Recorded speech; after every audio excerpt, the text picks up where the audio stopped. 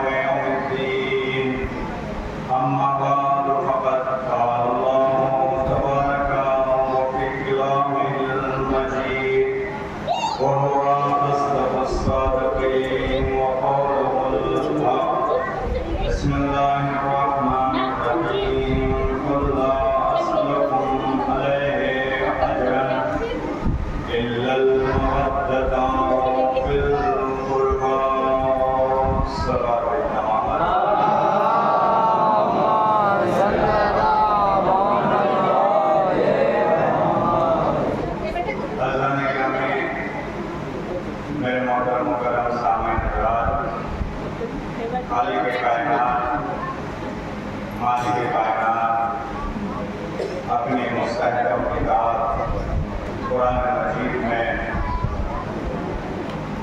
اہل بیت علیہ السلام والسلام کی محبت اور مودت کا مطالبہ کر رہا ہے۔ عزیزان گرامی، یہ اللہ کا فضل ہے، یہ اللہ کا کرم ہے، یہ اس کی نوازش ہے، یہ اس کی مہربانی ہے کہ اس نے ہم کو در اہل بیت علیہ السلام پر پیدا کیا ہے۔ اس پروردگار کا شکر بھی ادا نہیں ہو سکتا کہ اس نے ہمیں یہ عظیم نعمت عطا کی ہے کہ جس سے بڑی نعمت اس کائنات میں کوئی ہو ہی نہیں سکتی ہے۔ عزیزان گرامی، صحابہ کرام کا بھرا ہوا مجمع ہے، مسجد لوگوں سے چھلک رہی ہے، کوئی نماز پڑھ رہا ہے، کوئی قرآن پڑھ رہا ہے۔ جناب ابوذر جو ہے وہ مولا کائنات کے سامنے بیٹھے ہوئے ہیں اور مولا کائنات کے چہرے کی طرف نظر کیے ہوئے ہیں۔ ٹکی جمع کے جو ہے مولا کائنات کا چہرہ دیکھ رہے ہیں۔ کسی نے اعتراض کیا، سلمان ابوذر تم کیا کر رہے ہو؟ تم عبادت نہیں کر رہے ہو؟ کوئی نماز پڑھ رہا ہے، کوئی قرآن پڑھ رہا ہے، تم خالی بیٹھے ہو۔ جناب ابوذر نے فرمایا میں بھی عبادت کر رہا ہوں، جیسے وہ نماز پڑھ رہے ہیں عبادت کر رہے ہیں، جیسے وہ قرآن پڑھ کے عبادت کر رہے ہیں، ویسے ہی میں بھی عبادت کر رہا ہوں۔ سوال کیا کہ کیسے عبادت کر رہے ہو؟ کہا کیا تم رسول اسلام کی حدیث بھول گئے؟ رسول اسلام نے فرمایا النظر الی وجہ علی ابن ابی طالب عبادت، علی کے چہرے کی طرف نظر کرنا عبادت ہے۔ میں علی کے چہرے کی طرف نظر کر کے عبادت انجام دے رہا ہوں۔ ایک سوال بھیجتے ہیں محمد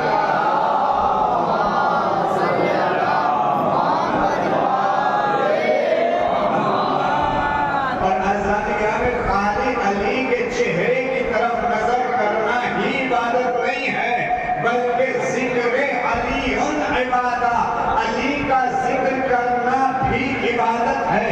عزیزان گرامی، دلیل کیا ہے؟ آپ حضرات تھوڑا سا اگر آگے آ جائیں تو مجھے سارا مل جائے گا تاکہ میں آپ کو اپنی بات جو ہے پہنچانے میں کامیاب ہو جاؤں اور آپ کے ذہن تک بھی کچھ بات پہنچ جائے۔ میں اس مجلس کو مجلس نہیں سمجھتا کہ جس میں سامعین تک جو ہے اس منبر پر کوئی میسیج کوئی اچھا پیغام نہ پہنچے۔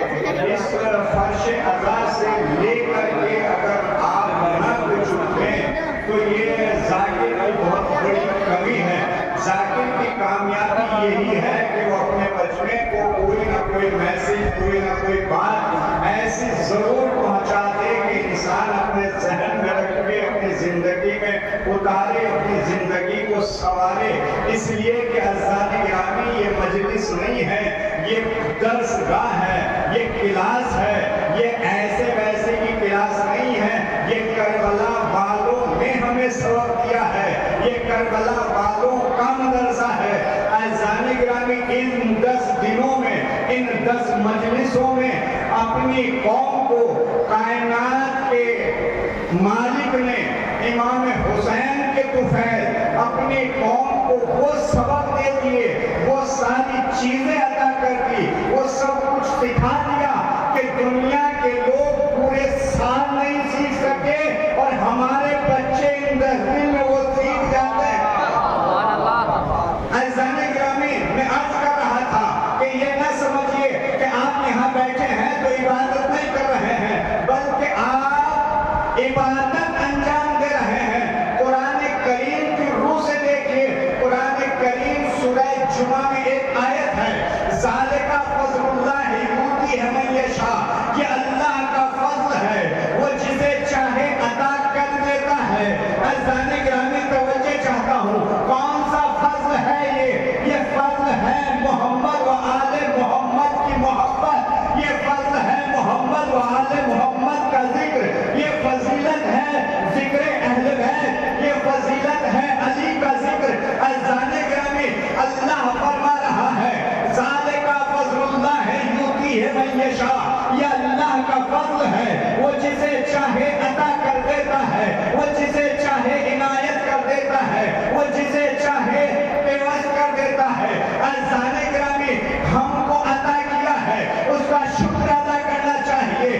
علامہ حسین بخش جاڑا تفسیر نجف میں لکھتے ہیں کہ جب چند مومنین، جب چند علی کے چاہنے والے، جب چند محمد والے محمد کے چاہنے والے ایک جگہ پر جمع ہو کر، ایک کی توجہ چاہوں گا عزیزان گرامی، جمع ہو کر محمد والے محمد کا ذکر کرتے ہیں تو خالق کائنات آسمان کے دریچوں کو کھول دیتا ہے.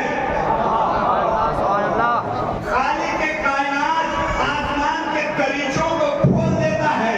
عزیزان گرامی آسمان سے ملائکہ جھانک کے دیکھتے ہیں کہ کتنے سے مومنین ہیں کہ جو آپس میں ذکر محمد والے محمد سن کر اور سنا کر خوش ہو رہے ہیں. تو فوراً دوسرے ملائکہ یہی آیت پڑھتے ہیں اور کہتے ہیں ذالک فضل اللہ یؤتیہ من یشاء. یہ اللہ کا فضل ہے، جسے چاہے عطا کر دیتا ہے. ایک سوال ہے اس میں محمد والے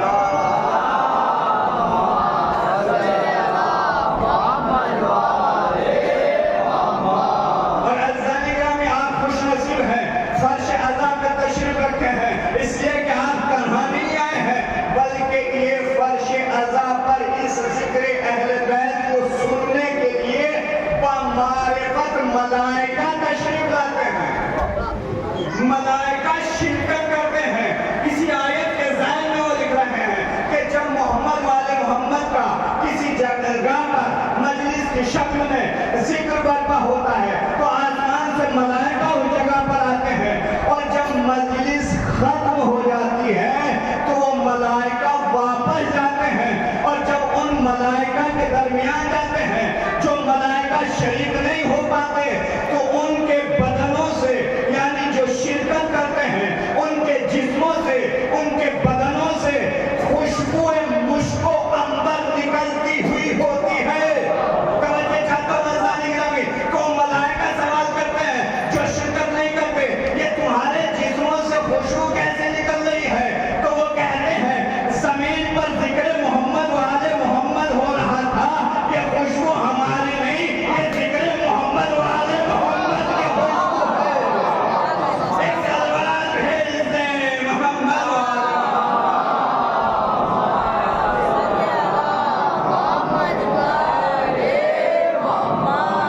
اس میں ہماری کوئی فضیلت نہیں، اس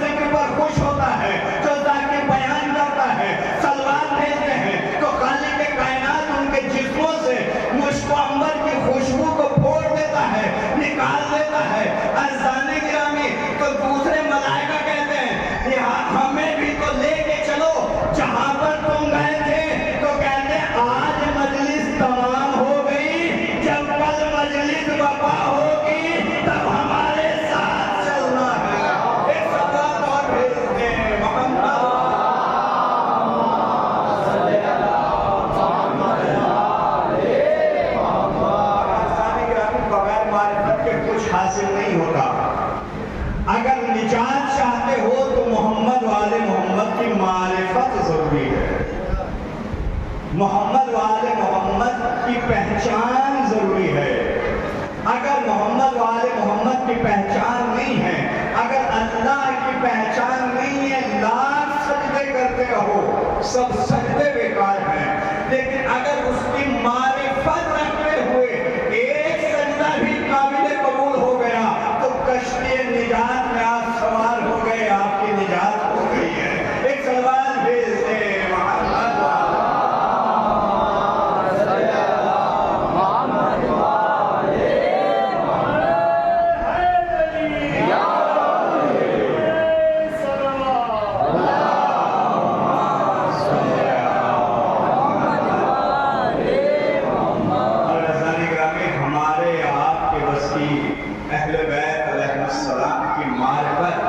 بس دعا کرتے ہیں پروردگارہ جتنا ممکن ہو اہل بیت علیہ السلام کی معرفت نواز دے، اہل بیت علیہ السلام کی معرفت حاصل کرنے کی توفیق عطا کر دے.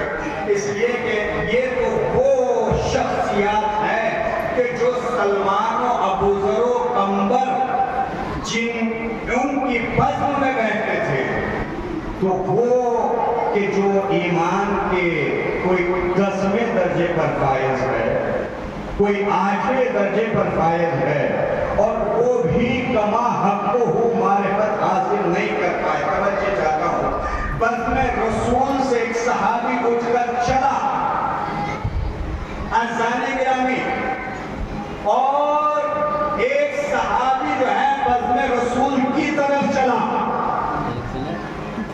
جناب سلمان بزم رسول پہ اٹھ کر چلے، خلیفہ اول بزم رسول کی طرف چلے.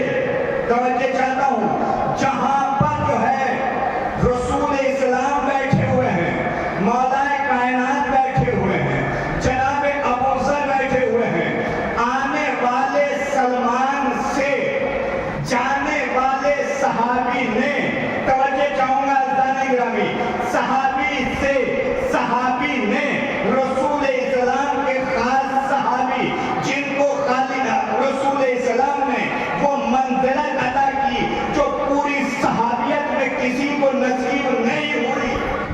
توجہ چاہتا ہوں، کون سی منزلت کا سلمان کو وہ منزلت حاصل ہوئی جو کسی صحابی کو حاصل نہیں ہوئی؟ وہ کون سی منزلت ہے؟ رسول اسلام نے اپنے لبوں سے کہا، سلمان و منا اہل البیت.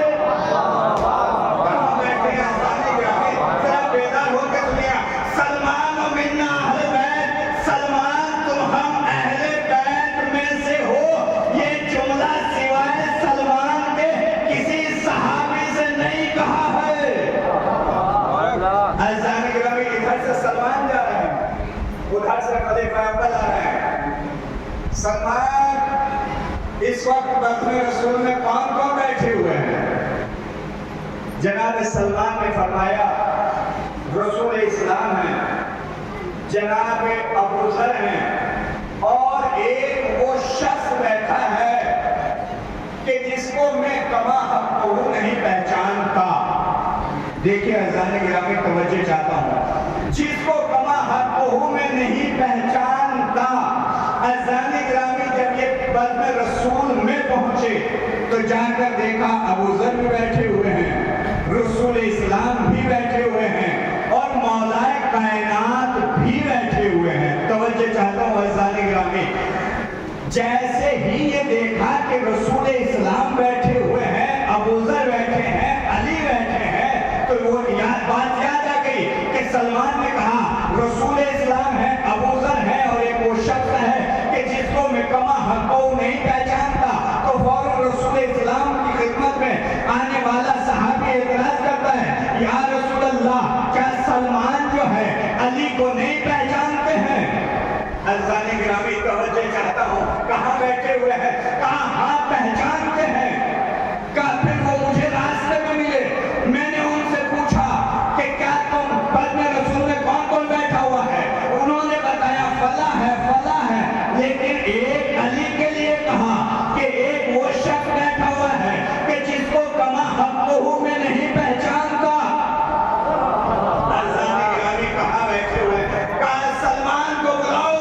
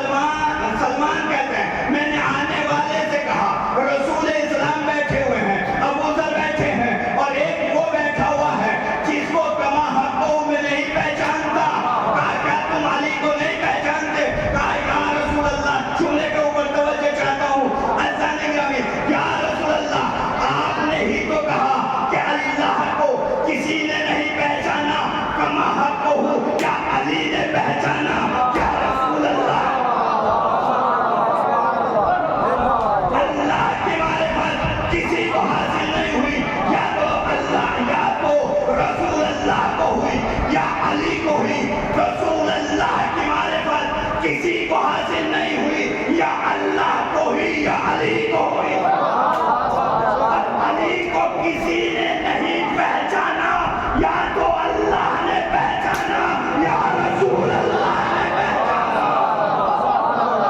ایک سلوات بھیج دیں محمد و آل محمد۔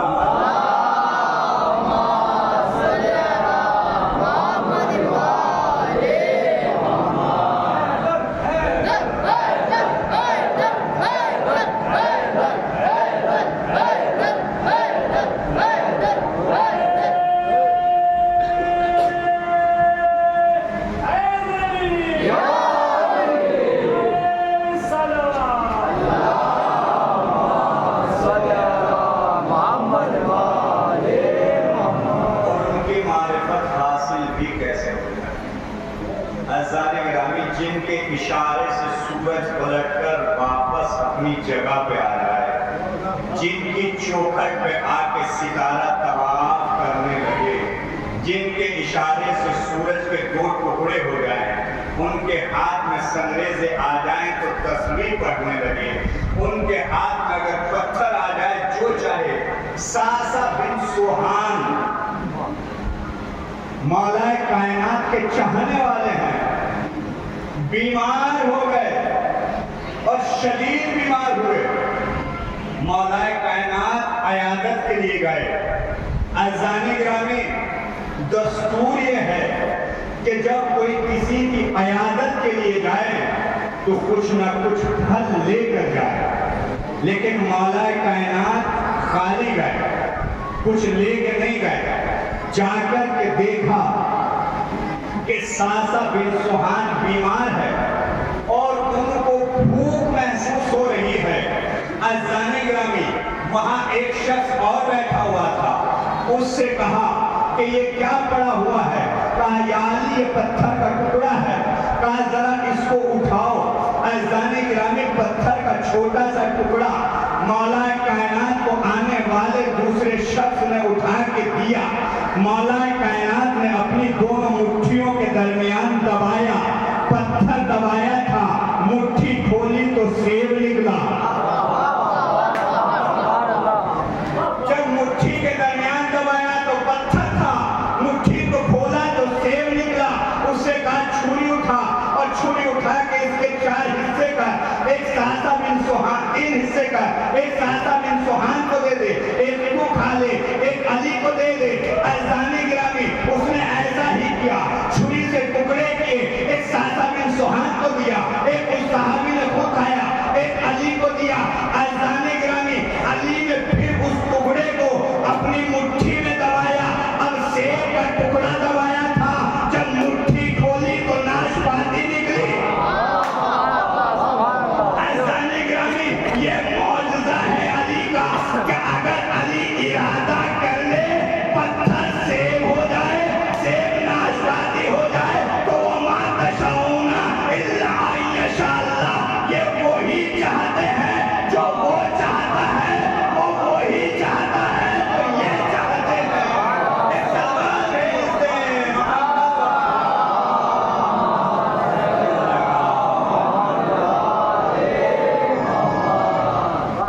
عزیزان گرامی، انہی کا انتقال ہو گیا، ساسا بن سوہان کا۔ عزیزان گرامی، سعد ابن معاش کا جو ہے انتقال ہوا۔ رسول اسلام کا زمانہ ہے، رسول اسلام خود بنفس نفیس جنازے میں شرکت کرتے ہیں۔ ایک بہترین دیندار انسان ہے سعد ابن معاش۔ عزیزان گرامی، رسول اسلام کا خاص صحابی ہے، چاہنے والا ہے۔ خود رسول اسلام نے نماز جنازہ پڑھائی ہے، خود رسول اسلام نے میت کو قبر کے اندر اتارا ہے۔ عزیزان گرامی، جب رسول اسلام نے میت کو قبر میں اتارا تو سعد ابن معاش کی ماں کہتی ہے، توجہ چاہتا ہوں، سعد ابن معاش کی ماں کہتی ہے، اے میرے لال تو کتنا خوش نصیب ہے کہ تیری میت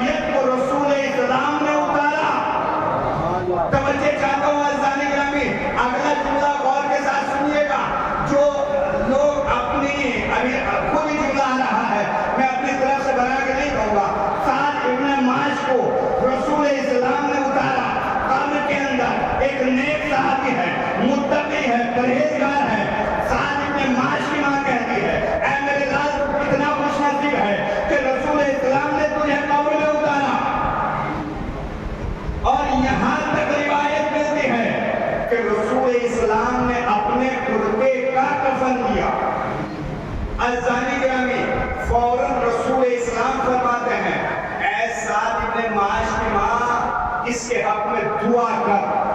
کہا کیوں؟ کہا اس لیے کہ اس کے اوپر فشار قبر ہو رہا ہے. عزیزانی گرامی، فشار قبر ہو رہا ہے. تو سعد ابن معاذ کی ماں کہتی ہے یا رسول اللہ، یہ اتنا نیک، اتنا پرہیزگار، اتنا متقی، اتنا خوف الہی دل میں رکھنے والا، کہا سب کچھ تھا لیکن ایک گناہ اس کے اندر پایا جاتا تھا جس کی وجہ سے اس کو فشار قبر ہو رہا ہے. کہا یا رسول اللہ وہ کون سا گناہ پایا جاتا تھا؟ کہا اس کے اندر ایک عیب یہ تھا کہ یہ اپنی بیوی سے لڑتا تھا. توجہ چاہتا ہوں جو حضرات اپنی بیویوں سے لڑتے ہیں وہ اس بات کو غور کے ساتھ سن لیں. اپنی بیویوں سے لڑا نہیں کرتے اس لیے کہ مرد وہ ہوتا ہے جو مرد سے لڑے، وہ نامرد ہوتا ہے جو عورت سے لڑے. اگر مرد ہے تو کسی مرد سے لڑ کے دکھائے. عورت تو ناتواں ہے، ضعیف ہے. قرآن نے اس سے کہا ہے کہ عورت ضعیف ہے، مرد قوی بنا کے پیدا کیا ہے. ایک سلوات بھیج دیں محمد والے محمد.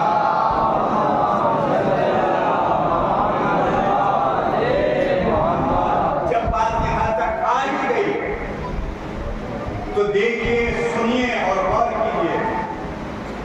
اپنی زندگی میں ایک کام بہت اہم کیجیے گا کہ اپنی اولاد کے جب رشتے کرنے کے لیے چلیں تو جس لڑکی سے آپ رشتہ کر رہے ہیں نہ دولت دیکھیے گا، نہ حسن دیکھیے گا، نہ ثروت دیکھیے گا، نہ حکومت دیکھیے گا، نہ بینک بیلنس دیکھیے گا، نہ جائیداد دیکھیے گا. بس اتنا دیکھیے کہ لڑکی دیندار ہے کہ نہیں. اگر دیندار ہوگی تو شوہر کی خدمت گزار ہوگی. اور یہی لڑکی والے کے لیے بھی ہے کہ جب تم اپنی لڑکی کا رشتہ کسی سے کرنے لگو، نہ سروس دیکھنا، نہ کاروبار دیکھنا، نہ دولت دیکھنا، نہ بینک بیلنس دیکھنا، بلکہ یہ دیکھنا کہ اذان ہوتی ہے تو اس کا رخ مسجد کی طرف ہوتا ہے کہ نہیں. اگر یہ دیکھ لیا تو دونوں کی زندگیاں کامیاب ہو جائے گی. اس لیے کہ اگر شوہر اللہ کا نہیں ہوا تو اپنی بیوی کا کہاں سے ہوگا؟ اور اگر تم نے حسن و جمال کے اور دولت کے چکر میں شادی کرو گے تو معصوم فرماتے ہیں نہ حسن ملے گا نہ دولت ملے گی. اور اگر ڈیمانڈ کرو گے مجھے گاڑی چاہیے، مجھے بینک بیلنس چاہیے، تو فقیر تو فقیر ہوگا، تم انٹرنیشنل فقیر کہلاؤ گے. ایک سلوات بھیج دیں محمد.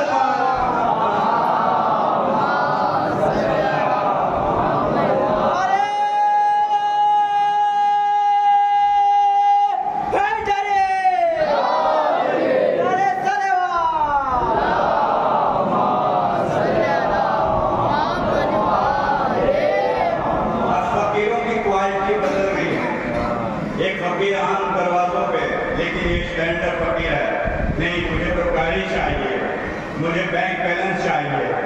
اپنے گٹوں کے اندر اتنی طاقت پیدا کرو کہ شادی سے پہلے تمہارے پاس گاڑی بھی ہونی چاہیے، تمہارے پاس بینک بیلنس بھی ہونا چاہیے، تاکہ دوسرے کی بیٹی کو یہ کہہ کے اپنے گھر نہ لاؤ کہ مجھے گاڑی بھی چاہیے، مجھے بینک بیلنس بھی چاہیے. عزیزان گرامی، یہ فقیری ہے، یہ امیری کی دلیل نہیں ہے. اور شریف انسان سب کچھ کر سکتا ہے، کبھی سوال نہیں کر سکتا ہے.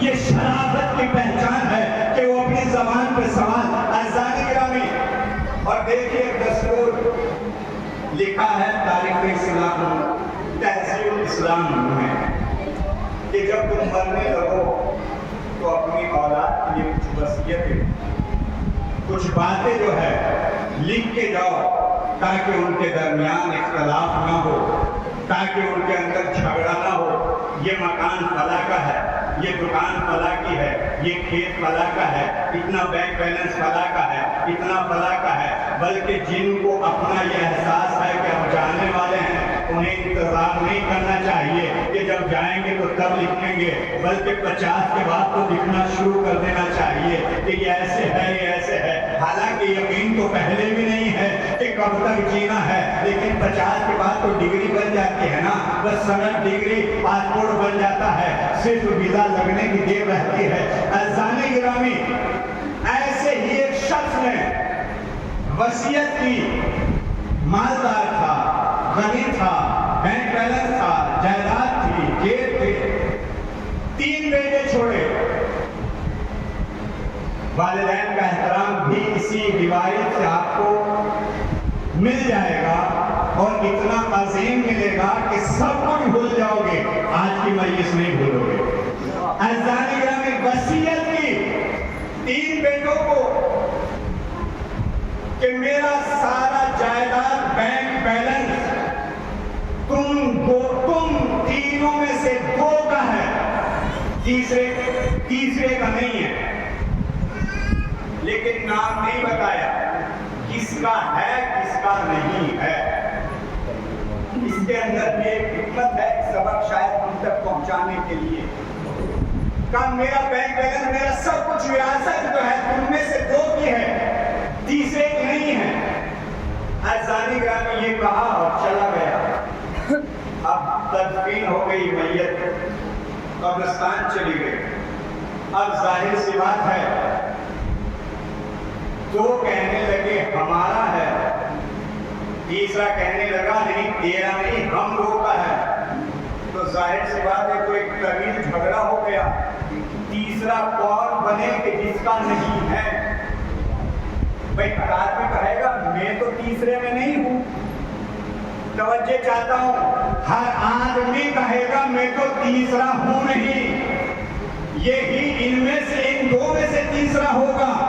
تیسرا بننے کے لیے کوئی تیار نہیں ہے، کہ میں بھی وارث ہوں۔ اب جھگڑا اتنا پھیلا کہ محلے کے لوگ فیصلے کے لیے آئے، لیکن فیصلہ نہیں کر پائے۔ گاؤں کے لوگ آئے، قاضی و قضات آئے، لیکن فیصلہ نہیں ہو پایا کہ صاحب فیصلہ کیسے ہو، نام تو بتایا ہی نہیں کہ صاحب تم میں سے تیسرے کا نہیں ہے، اب تیسرا کون ہے وہ نام بتایا نہیں۔ اب صاحب معلوم ہوا کہ 3 بھائی ہیں، جو مثلاً سمجھ لیجیے کہ مظفر نگر میں رہتے ہیں، فلاں محلے میں رہتے ہیں، فلاں گلی میں رہتے ہیں، اور وہ اسی طرح کے قضیے فیصلے کرتے ہیں جو زیادہ الجھے ہوئے ہوتے ہیں۔ اب یہ لوگ جو ہے گاڑی کر کے وہاں پہنچے، معلوم کیا بھیا کہاں ہے، کون ہے، یہ ہے وہ ہے، بتا دیا گیا۔ اب یہ جو ہے دروازہ کھٹکھٹاتے ہیں، تو سب سے نیچے تخت پر جو ہے ایک سفید دہڑی والے بزرگ، کمر جھکی ہوئی ہے، وہ بیٹھے ہوئے کچھ لکھ رہے ہیں۔ وہ جب لکھ چکے، اپنی کاپی قلم رکھ چکے، تو ان کی طرف متوجہ ہوئے۔ عزیزان گرامی، میری طرف متوجہ رہیے گا، اگر یہ روایت آپ نے چھوڑ دی تو خدائی قسم آج کی مجلس رائے گا ہو جائے گی۔ وہ ان کی طرف متوجہ ہوئے، ہاں بھائی بتائیے کیا ہوا؟ کہا صاحب ہم بہت دور سے آئے ہیں، اور ہمارے باپ نے ایسے ایسے وصیت کی ہے، لہذا معاملہ الجھا ہوا ہے، آپ فیصلہ کیجئے۔ اس نے کہا میرا دوسرا بھائی دوسری منزل پہ رہتا ہے، مجھ سے اچھا وہ فیصلہ کرے گا، تم اس کے پاس چلے جاؤ۔ اب جب اس کے پاس پہنچے تو تھوڑا جوان سا، بہت زیادہ ضعیف نہیں، تندرست یعنی بہت زیادہ بھی نہیں، اور بوڑھا بھی بہت زیادہ نہیں، ٹھیک ٹھاک ہے۔ انہوں نے جا کے ان سے کہا کہ بھائی ہمارا یہ مسئلہ ہے، آپ بتائیے کہ کون سا تیسرا ہے کہ جس کو نہیں ملنا چاہیے۔ انہوں نے پوری بات سن کے کہا بھائی اس معاملے کو جو سلجھائیں گے تو ہمارے تیسرے بھائی جو تیسری منزل پہ رہتے ہیں وہ سلجھائیں گے۔ عزیزان گرامی، جب تیسری منزل پہ پہنچے تو ایک بہترین ہٹا کٹا انسان بزرگ ہے لیکن تندرست ہے، بہترین تندرستی ہے، سرخ گال ہیں، بہترین بال ہیں، بہترین تندرستی ہے۔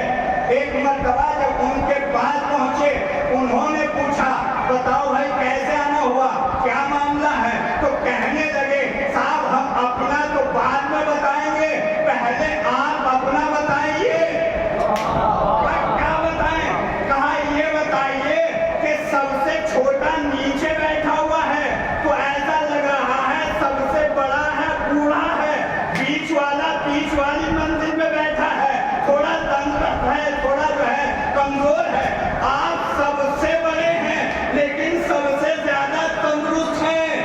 توجہ چاہتا ہوں کہنے لگے اس راز کو سمجھنا چاہتے ہو؟ کہاں سمجھنا چاہتے ہیں؟ ذرا بیٹھ جاؤ، ٹھنڈا پانی پیو، تسلی سے بیٹھو، ٹھنڈے سانس لو۔ بیوی کو آرڈر دیا، بیوی صاحبہ جی شوہر نامدار کیا حکم ہے؟ کہا جو تربوز رکھے ہوئے ہیں ان میں سے ایک اچھا سا تربوز لے کر آؤ۔ توجہ ہے، شریف حیات ایک تھال کے اندر چھری کے ساتھ ایک بہترین سا تربوز لا کے رکھ دیا۔ اور جب تربوز لا کے رکھا تو شوہر نامدار نے کہا یہ نہیں دوسرا لے کر آؤ۔ وہ پھر کمرے میں گئی اور تھوڑی دیر کے بعد پلٹ کے آ کے پھر تربوز چھری کے ساتھ رکھ دیا۔ شوہر نے کہا نہیں تم سے کہا اچھے مہمان ہیں، دور سے آئے ہیں، تھوڑا اچھا سا لے کر آئیے۔ عزیزان گرامی بتاتے ہیں کہ 7 مرتبہ وہ گئی اور 7 مرتبہ آئی۔ 7ویں مرتبہ تربوز رکھ کے شریک حیات سے کہا کہ تم چلے جاؤ۔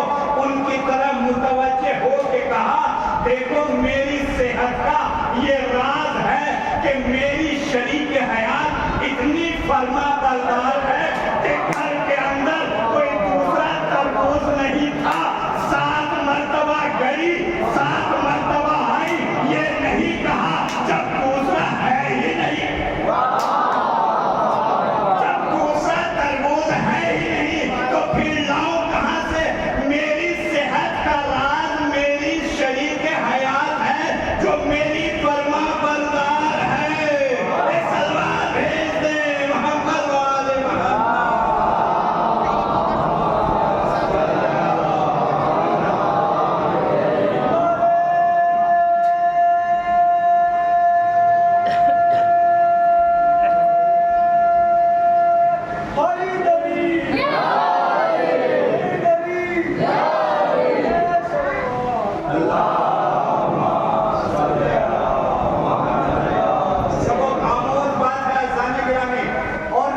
سب سے چھوٹا ہے، سب سے نیچے رہتا ہے، اس کی بیوی نہایت بدتمیز ہے، اس کا کہنا مانتی نہیں، اس کی اطاعت کرتی نہیں، لہذا نتیجہ یہ ہوا کہ جوانی سے پہلے بوڑھا ہو گیا۔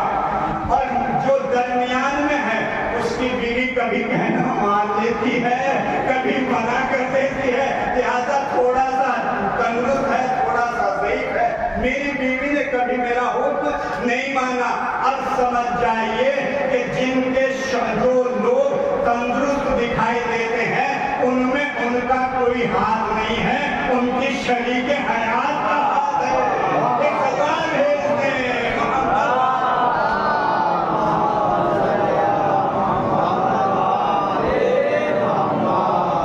اب یہاں رک کر کے میں آپ کو تھوڑا سا تاریخ اسلام کی طرف چلتا ہوں۔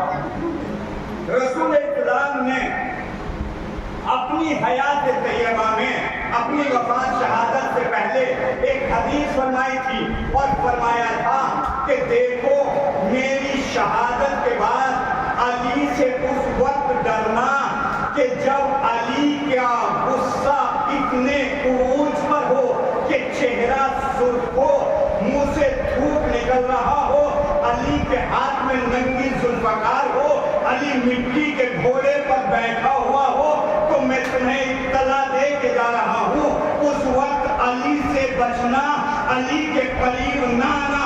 اور دوسری بات یہ ہے رسول اسلام نے فرمایا اے علی میں اور آپ اس امت کے बाप हैं।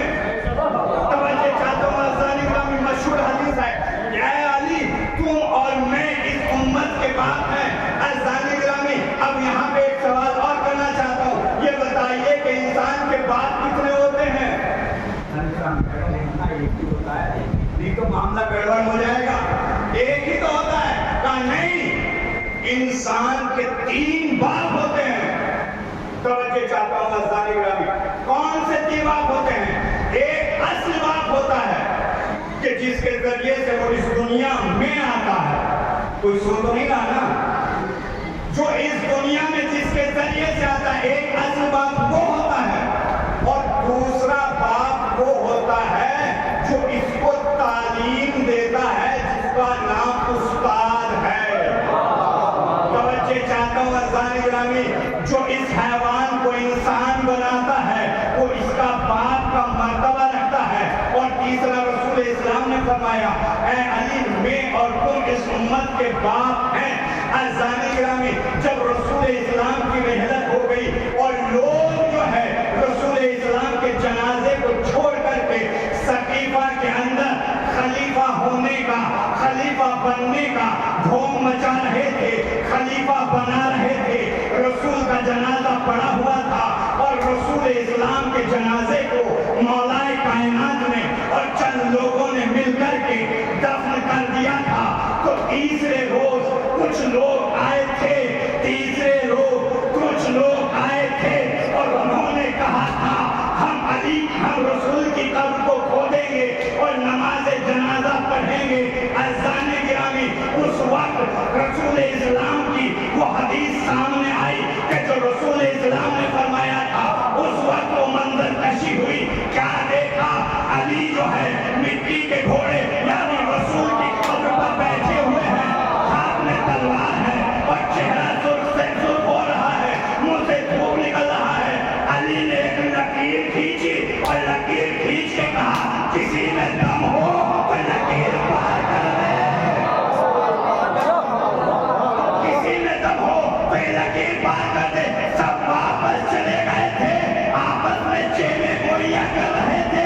आज हमें रसूल की वो हदीस याद आ गई जिसमें कहा था, अली से बचना जब अली के हाथ में नंगी जुल्फ़िकार हो। अज़ानी ग्रामी, कौन आए थे और किसका जनाजा निकालने आए थे? रसूल इस्लाम का। और रसूल इस्लाम ने क्या कहा? मैं इस उम्मत का बाप हूँ। बस तवज्जो चाहता हूँ, अब उधर आ जाइए जहाँ हमने बात को छोड़ा था। बात कहाँ छुपी थी? का साहब हमारा फैसला कीजिए कि हम में से किसका माल नहीं है और 2 का है। तो अब उन्होंने अपना रास्ता बता दिया था। यहाँ तक तो बात ज़हन में आ गई थी ना? आई थी ना? अगर आई थी तो एक बाबा ने बुलंद सरकार पढ़ो ताकि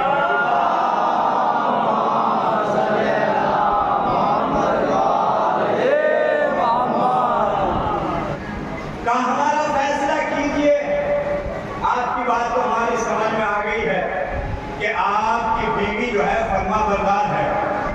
अज़ानी ग्रामी, का ठीक है, हम आपका फैसला कर देते हैं। ये बात ज़हन में रहे कि कब्र रसूल को खोदने आए थे, जबकि रसूल इस्लाम उम्मत के बाप हैं। ये बात ज़हन में रखिएगा। इंशाअल्लाह मैं नहीं कहूँगा कि आप दाद दें या ना दें। अगर आपके अंदर मोहब्बत अहले बैत होगी तो इंशाअल्लाह आज दिन भर के दाद देंगे।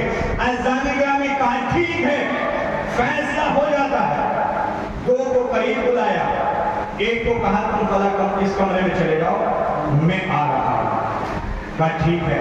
कहा भाई फैसला तो हो जाएगा लेकिन तुम्हें काम करना पड़ेगा। कहा साहब काम कैसा करना पड़ेगा? वक्त ज्यादा तो नहीं हुआ, अभी है ना, थके तो नहीं? एक पावा ने पूरा सवाल है।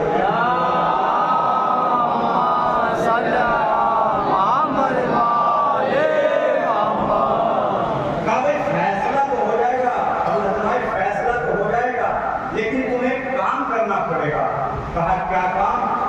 कहा फैसला तब होगा जब तुम जो हो अपने बाप की कब्र खोल के जनाजे को निकालो, हम जनाजा دیکھ کر کے فیصلہ کریں گے. یہ بڑے میاں کہہ رہے ہیں کہ ہم فیصلہ تب کریں گے کہ جب آپ جنازے کو نکالو گے, میت کو دیکھ کے فوراً ایک مرتبہ خون جوش مار کے کہتا ہے نہ ہمیں بینک بیلنس کی ضرورت ہے نہ جائیداد کی ضرورت ہے, لیکن ہم اپنے باپ کی قبر کی حرمت نہیں زائل ہونے دیں گے. توجہ ازدانی گرامی, ہم اپنے باپ کی قبر کو نہیں کھودنے دیں گے, ہم اپنے باپ کی میت کو نہیں نکالیں گے, چاہے جائیداد ملے نہ ملے, بینک بیلنس ملے نہ ملے, لیکن میں اپنے باپ کی اصل خون ہے جسم کے اندر نہیں نکالنے دوں گا. ٹھیک ہے تو پھر جائیے, چلے جائیے, نیچے جائیے آپ. ان دو سے بھی میں بات کر لیتا ہوں. دوسرے کو بلایا, بھائی فیصلہ تو ہو جائے گا لیکن تمہیں یہ کرنا پڑے گا کہ اپنے باپ کی قبر میت کو جو ہے قبر سے نکالنا پڑے گا. اس نے بھی وہی جواب دیا کا ساتھ جائیداد بینک بیلنس کچھ نہ ملے لیکن باپ کی میت کو نہیں نکال سکتے, ہم بے حرمتی نہیں کر سکتے, کچھ بھی نہ ملے. ٹھیک ہے بھیا, جاؤ نیچے چلے جاؤ. ازانی گرامی وہ بھی نیچے چلا گیا. ایک بچا تھا تیسرا, باپ نے وصیت کی تھی تم میں سے دو کا مال ہے, تیسرے کا نہیں ہے.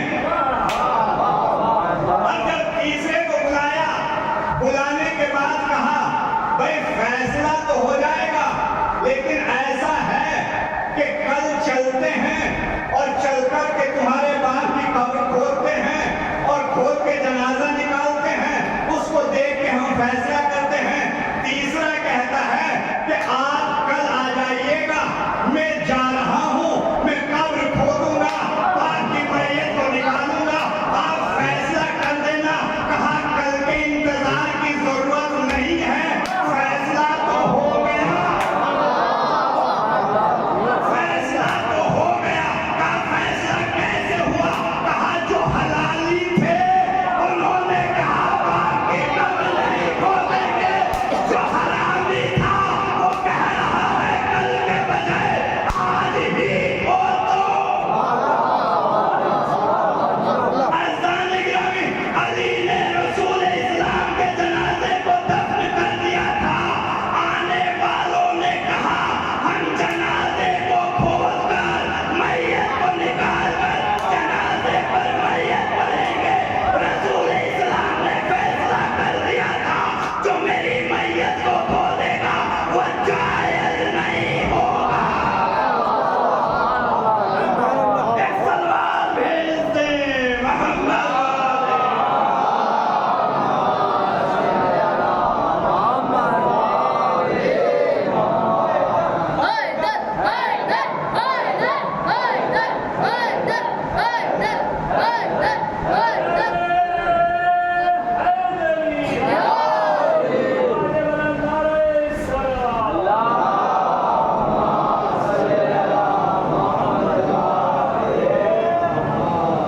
ازانی گرامی, یہ ذکر حضرت, یہ ذکر محمد وال محمد, یہ ذکر سید الشہداء 1400 سال سے چلا آ رہا ہے اور صبح قیامت تک اللہ چاہے گا تو باقی رہے گا. کسی میں یہ دم نہیں, حکومتیں مٹ گئی, تخت و تاج ختم ہو گئے, تاج اس دنیا سے اجڑ گئے, حکومتیں ختم ہو گئی, لیکن حسین مظلوم کربلا کا غم کل بھی موجود تھا, کل بھی آباد تھا, آج بھی آباد ہے. کوئی یہ نہ سمجھے کہ ہم نہیں کریں گے تو نہیں ہوگا. نہیں, ازانی گرامی, خالق کائنات نے اس ذکر کی حفاظت کی ذمہ داری لی ہے, اس لیے کہ وقت عصر جب امام حسین علیہ السلام کی گردن پر خنجر چل رہا تھا تو فوراً آواز قدرت آئی تھی, هل جزاء الاحسان الا الاحسان, احسان کا بدلہ احسان سے اترتا ہے. اے حسین, تو نے ہمارے نام کو زندہ کیا ہے, اب ہمارے اوپر احسان کیا ہے, ہم اس احسان کا بدلہ اس طرح اتاریں گے. کائنات کے کونے کونے میں حسین کا ذکر ہوگا، حسین کے ماننے والے ہوں گے، حسین کے چاہنے والے ہوں گے۔ عزادارو، رسول اسلام کی بیٹی رسول اسلام کی خدمت میں آتی ہے اور آنے کے بعد کہتی ہے بابا جان میرے شکم میں جو ایک بچہ ہے وہ مجھ سے باتیں کرتا ہے اور باتیں کرتے کرتے کہتا ہے اماں انا آتشون، اماں میں بہت پیاسا ہوں، اماں انا عریان، اماں میں بھوک میں بغیر لباس کے ہوں، اماں انا جوان، اماں میں بھوکا ہوں۔ رسول اسلام سے شہزادی کہتی ہیں بابا ان جملوں کا مطلب کیا ہے؟ میرا حسین مجھ سے کہتا میں بہت پیاسا ہوں۔ عزادارو گریہ کیجئے گا، اگلا ماہ محرم نہ جانے مجھے نصیب ہو کہ نہ ہو، اگلا ماہ محرم تک میں زندہ رہوں نہ رہوں، آخری ماہ محرم سمجھ کے حسین کی ماں کو حسین کا پرسہ دو۔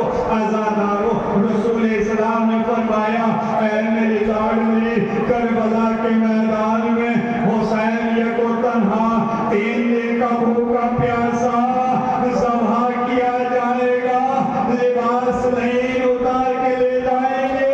عزادارو جناب فاطمہ کہتی ہیں اے بابا جان کیا اس وقت آپ ہوں گے؟ کہا میری لاڈلی نہ میں نہیں ہوں گا۔ کہا بابا جان کیا میرا بیٹا حسن ہوگا؟ کہا نہیں میری لاڈلی حسن بھی نہیں ہوں گے۔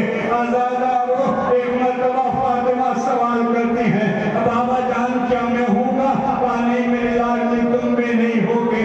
عزادارو فاطمہ کہتی ہے اے بابا ارے پھر میرے حسین کو رونے والا کون ہوگا؟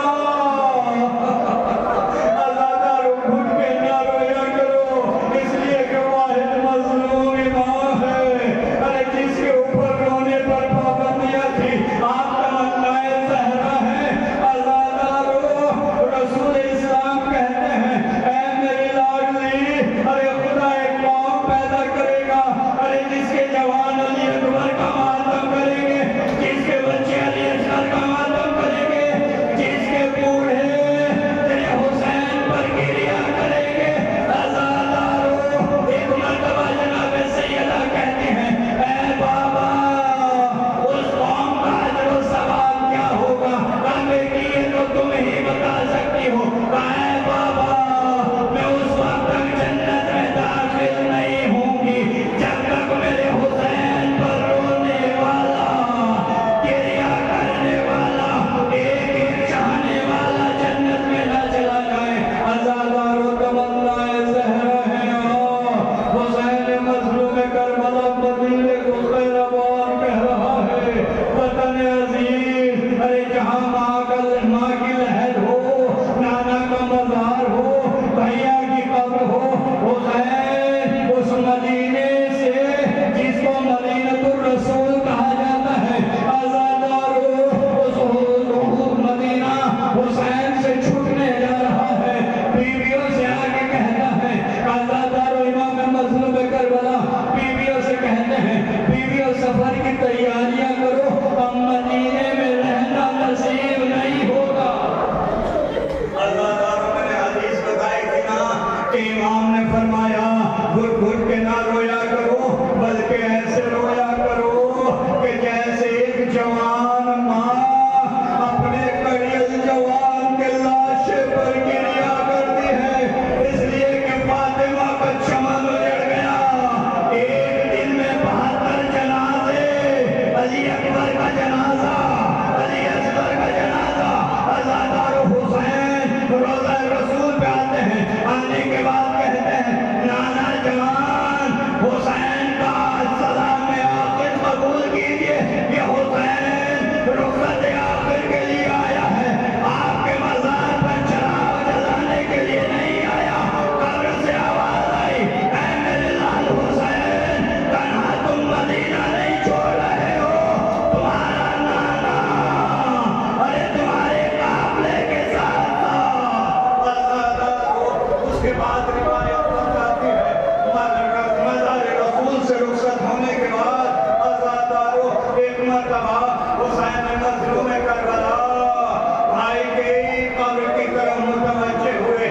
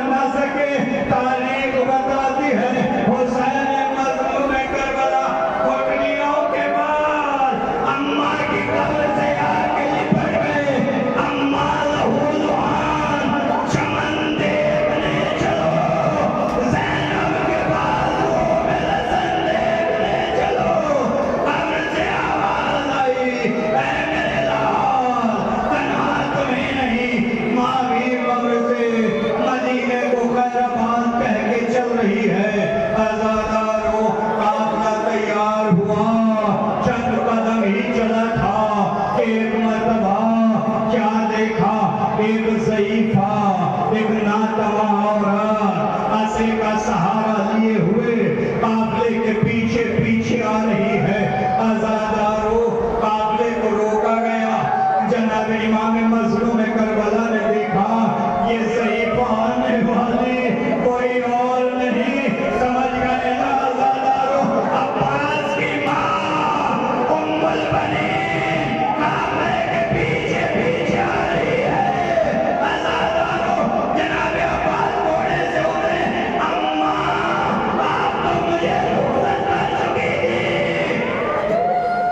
عزادارو کہاں میرے لال، میں رخصت کر چکی تھی، لیکن مجھے ایک بات یاد آ گئی، ذرا اسے ادا کرنے کے لیے روزہ رسول پہ چلو۔ عزادارو جناب عباس ام البنین روزہ رسول پہ آئے، آنے کے بعد کہا میرے لال ذرا بیٹھ جا۔ جناب عباس بیٹھ گئے، ام البنین بیٹھ گئی، کہا میرے لال یہ سامنے کیا ہے؟ کہا اماں یہ قبر رسول ہے، روزہ رسول ہے۔ کہا ہے میرے لال اپنا ایک ہاتھ قبر رسول پہ رکھو۔ عزادارو جناب عباس نے ایک ہاتھ قبر رسول پہ رکھا، کہا میرے لال دوسرا ہاتھ اپنی ماں کے سر پہ رکھ۔ دوسرا ہاتھ جناب عباس نے ماں کے سر پہ رکھا۔ عزادارو بہت رو گے، گریا کرو گے، جب یاد آئے گا گریا کرو گے۔ عزادارو قبر رسول پہ ہاتھ رکھا، ماں کے سر پہ ہاتھ رکھا، کہا ہے میرے لال قبر رسول کو گواہ بنا کے ماں کے سر کی قسم کھا کہ جب تک تیرے دونوں بازو سلامت ہیں زینب کی چادر کو کوئی نگاہ بھر کے نہ دیکھے۔ جناب عباس نے کہا اماں روزہ رسول کو گواہ بنا کے آپ کے سر کی قسم کھا کے کہتا ہوں جب تک بازو سلامت ہیں زینب کی چادر کو کوئی نہیں چھوڑے۔ اللہ سیالم الذین ظلموا